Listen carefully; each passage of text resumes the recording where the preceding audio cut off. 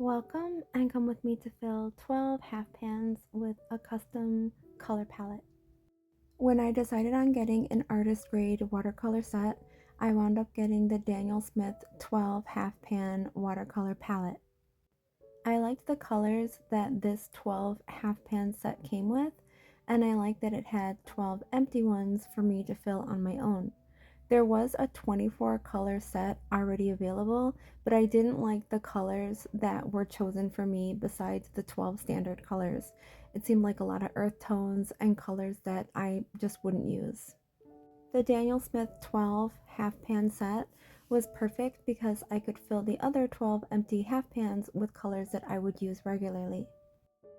Immediately I bought Payne's Gray and Burnt Sienna Light, and I filled 2 of my empty half pans with those 2 colors. Next I chose Moon Glow, and I'm emptying it directly from the tube into the empty half pan, and I'm using a toothpick to try and get out all the air bubbles. The next is Rose of Ultramarine, and just trying to make one layer because I know that it'll shrink a little when drying. The next is Winsor & Newton's Perylene Green. I'm trying out different color brands. I want to see if there's a difference in the consistency of the paint and whether or not the colors will be as vibrant.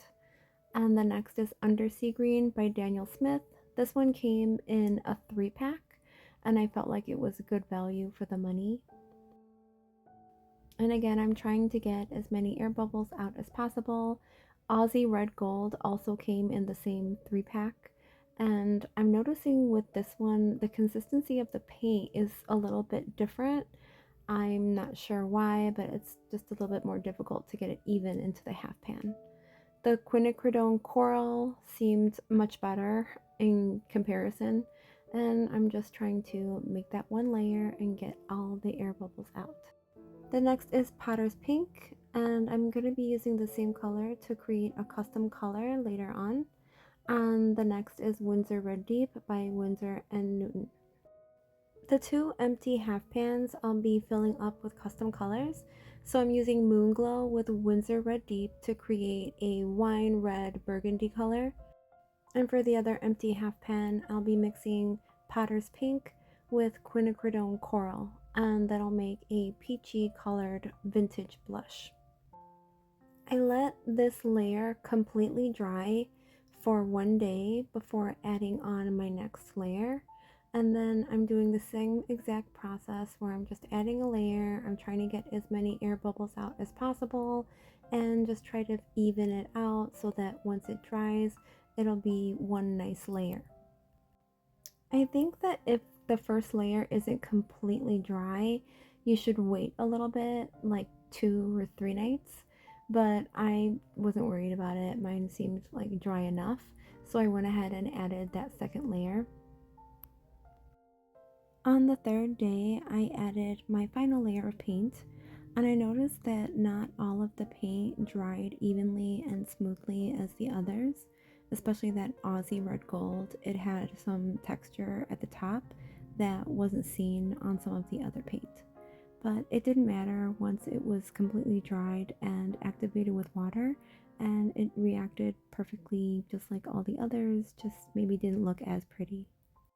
I tried getting out all of the air bubbles with the toothpick when I was adding each new layer of paint, but I did notice that once it was completely dry and I was swatching that there were some air bubbles left, but I'm not too worried about it, and I feel like with each new layer there may be 1 or 2 small little air bubbles that remain, and it's not a really big deal. The custom mixes were a little bit tricky. I tried adding touches of the quinacridone coral along with the moon glow for the burgundy red, and I had to do that mixing inside of the actual half pan. I was worried that it wouldn't be the exact same color, but later once I used them, it turned out really well. So after the 3rd day, I felt confident that they were pretty much set. I didn't have to add any more paint, and then I went ahead and started swatching. The Daniel Smith 12 half pan palette came with its own color swatch sheet, and it was the perfect size where you could leave it in the actual palette and have your own in there as well. So I used a ruler and I just made the same size so that it could fit, and then I did a swatch with a gradient wash with each color that I included in the palette. I love that I was able to make my own custom palette with colors that I knew I would use, and I was able to turn the Daniel Smith 12 palette into a 24 palette, and it's fully customized to how I like it. I love all the tubes that I used. I love how all the custom colors came out, and I'd love to hear about what colors you chose for your own custom palette. Thank you for watching, and I will see you on the next video.